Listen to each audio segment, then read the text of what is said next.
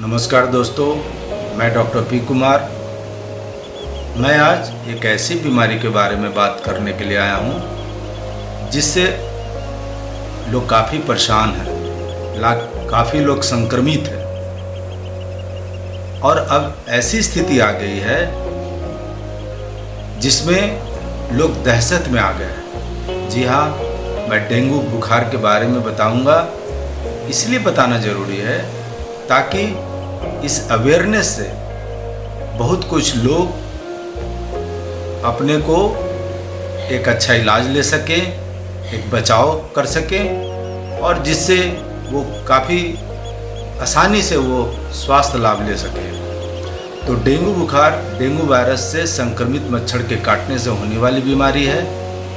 इसके संक्रमण के लक्षण साधारणतः 4 से 7 दिन में दिखाई देने लगते हैं और शुरुआत में तो धीमा बुखार होता है, लेकिन यह 4 से 7 दिन में इसमें अत्यधिक खास करके 104 डिग्री फ़ारेनहाइट तक इसमें बुखार चला जाता है। इसके लक्षण हैं सिर दर्द होना, माथे और आँखों के पीछे दर्द होना, खास करके मांसपेशी और जोड़ों में दर्द होता है। इसीलिए इस बीमारी को हड्डी तोड़ बुखार भी कहते हैं। इसमें थकान और कमजोरी बहुत होता है।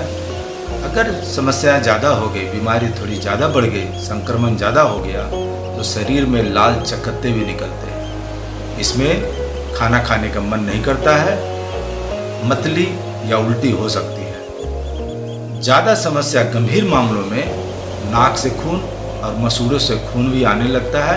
ये गंभीर मामला होता है। इसमें अगर डॉक्टर पास जाएं तो डॉक्टर इसमें डेंगू का टेस्ट कराते हैं और सीबीसी टेस्ट कराते हैं, जिसमें प्लेटलेट की संख्या में भारी गिरावट दर्ज की जाती है। तो इस अवस्था में इसीलिए अगर प्लेटलेट की संख्या में कम हो जाएगा तो ये खून आने लगेगा और ये एक जानलेवा स्थिति बन जाती है। इसीलिए शुरुआत में अगर बुखार हो तो आप अपने नज़दीकी डॉक्टर से मिलें, अपने स्वास्थ्य केंद्र में जाएं ताकि शुरुआत में ही इसका समाधान किया जा सके। ये तो हुई बात कि आप डॉक्टर पास जाना है, अपने लक्षण को खुद से नहीं, फार्मेसी से नहीं इलाज कराना है। अब मैं बात करूँगा कि जिससे कि लोग ज़्यादा लोगों में न हो, तो नहीं होने से का तात्पर्य है कि यदि आप अगर अपने को बचा के रखते हैं, बचाव करते हैं, तो इसमें बचा जा सकता है। तो डेंगू न है, इसके लिए बचाव के तरीका का इस्तेमाल सबसे सुरक्षित तरीका होता है। इसमें सबसे पहला घर में एक काम करना है कि मच्छरदानी का सेवन जरूर करना है सोते समय। अगर आदमी जगा हुआ रहता है तो इधर उधर एक्शन में रहता है, कुछ करते होता है तो मच्छर उसको बैठ नहीं पाता है। तो लेकिन यदि सो जाता है तो मच्छर आके काटता है और इसी तरह ये बीमारी ज़्यादा आसानी से फैल जाती है, प्रभावित कर सकती है। तो पूरे कपड़े पहने, बच्चों को पूरे हाथ का कपड़ा पहने, पैर में पूरा कपड़ा, फुल पैंट पहने, जिससे कि मच्छर आपको ज़्यादा से ज़्यादा नहीं काट सके।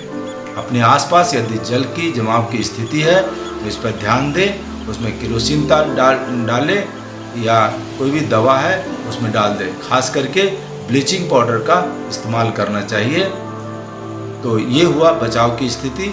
बहुत साधारण बचाव है, लेकिन थोड़ा अवेयरनेस की बात है। इसमें ज़रूरी नहीं कि प्रशासन खुद भी लोगों को मिल करके, क्योंकि शुरुआत में तो लगता है कि मुझे नहीं होगा, लेकिन एक समय आता है जब प्रभावित हो जाते हैं तो लगता है कि अरे ये तो मैं पहले कर लिया होता तो ज़्यादा भी अच्छा रहता। क्योंकि मैं होम्योपैथिक डॉक्टर हूँ, इसीलिए लोग सोचते हैं कि इसमें इसका इलाज है या नहीं है। तो कुछ प्रमुख औषधि के बारे में बता रहा हूँ, लेकिन खुद इलाज कभी नहीं करना। यदि खुद इलाज करेंगे तो फिर वही ज़्यादा स्थिति खराब हो जाएगी। डॉक्टर एज ए होल बहुत चीज़ उनके दिमाग में रहता है कि उनका हीमोग्लोबिन कैसा है, अवस्था कितनी है, वो डिहाइड्रेशन तो नहीं हो रहा है, तो उनको किस समय में कौन सा दवाई देना चाहिए। तो ये एक डॉक्टर का ही चुनाव करते हैं। अगर बीमारी बढ़ जाती है तो लोग सबसे पहले इग्नोर करते हैं, कोई मेडिकल से जाकर दवाई ले लेते हैं, तो इससे बीमारी गंभीर अवस्था में पहुंच जाती है। होम्योपैथिक दवाई में एपिटोरियम पर्फ इसकी काफ़ी अच्छी दवा है। जब रोगी को अत्यधिक हड्डी में दर्द हो, मांसपेशियों में दर्द हो और तेज़ बुखार हो तो ये एपिटोरियम पर्फ दवा काफ़ी काम करता है। दूसरा, अगर ब्रायोनिया एल्प एक दवा है, अगर रोगी को बुखार के साथ सिर दर्द होता हो और बदन दर्द भी बढ़ जाता हो, खास करके ब्रायोनिया का लक्षण है कि मरीज चुपचाप पड़ा रहता है, एकदम नहीं चाहता है कि कोई मुझे डिस्टर्ब करे, वो हिलता डुलता भी नहीं है, तो हिलने डुलने से भी उसकी बीमारी बढ़ जाती है। एक दवाई है जैल्सीमियम।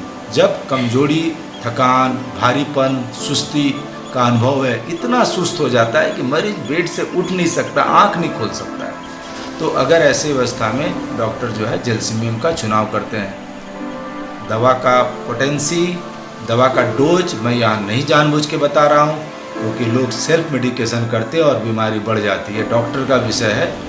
यदि रोगी को के स्किन में लाल चकत्ते होते हैं, जोड़ों का दर्द होता है, तो ये रस्टक्स दवा है, उसका सेवन करते हैं। एक और दवाई है आर्सेनिक एल्ब। आर्सेनिक एल्ब का रोगी, इसको मिचली हो सकता है, उल्टी होता है, बुखार होता है, इसमें बेचैनी काफ़ी होती है और बेचैनी के साथ साथ इसमें प्यास होता है। मरीज थोड़ा थोड़ा देर में थोड़ा थोड़ा पानी का डिमांड करता है, उसको बस थोड़ा सा 1-2 सिप पिया फिर रख जाता है, उसकी बेचैनी होता है, उसको देखने से महसूस होता है कि मरीज काफ़ी बेचैन है। एक और दवाई काफ़ी होम्योपैथिक में यूज़फुल होती है, उसका नाम है कैरिका पपाया, जो पपीते से बनती है। लेकिन एक नई दवाई आई है, उसका नाम है कैरिका पपाया फोलिया। कैरिका पपाया फोलिया जनरली आप सुनते होंगे कि पपीते का पत्ता का रस पीने से प्लेटलेट बढ़ जाता है, नो डाउट बढ़ जाता है, एक अच्छी औषधि है। लेकिन होम्योपैथिक में कैरिका पपाया से लोग काम चलाते थे, लेकिन मैंने ढूंढा और देखा कि कैरिका पपाया फोलिया जो पपीते के पत्ते से बनता है, तो इसके साथ तो उसको भी अगर 15 बूंद 3 बार आधा कप पानी में, और ये डोज एक डॉक्टर निर्धारित करेंगे, क्योंकि डोज और मात्रा जो होती है दवा की वो डिजीज़ कंडीशन और एज बहुत कुछ देख करके निर्धारित होता है। लेकिन फिर भी एक मैंने फार्मूला बनाया है जिसमें कैरिका पपाया फोलिया का mother tincture, tinospora quadrifolia, granatum, triticum vulgaris, अगर इन दवाओं को एक साथ शीशी में मिला करके रखा जाए तो इसमें अगर इसका सेवन कराया जाए तो इसमें कमजोरी भी नहीं होगा, प्लेटलेट भी बढ़ जाएगा और बुखार भी टूटने में मददगार साबित होगा। अगर प्लेटलेट काउंट ज़्यादा डाउन हो रहा है तो होम्योपैथिक में 1-2 और दवाई हैं, जिसका ऊपर वाले जो मैंने मिक्सचर बताया मदर टिंचर का, उसके साथ साथ अगर क्रोटेलस एच एक दवाई है, उसका पूरा नाम है क्रोटेलस होरिडस की 30 पोटेंसी या एक्सरे 30, ये एक दवा का नाम है। उनका एज पर पेशेंट का कंडीशन, पेशेंट के लक्षण के अनुसार अगर दिया जाए तो नो डाउट काफ़ी मददगार साबित होगा और बहुत आसान इलाज हो जाएगी। मेरा तो कहना है आप प्रिवेंटिव रहें, अपने आसपास जल जमाव और ब्लीचिंग पाउडर का छिड़काव पे ज़्यादा ध्यान दें, कपड़े पहने और आप इसी तरह स्वास्थ्य लाभ करें। धन्यवाद।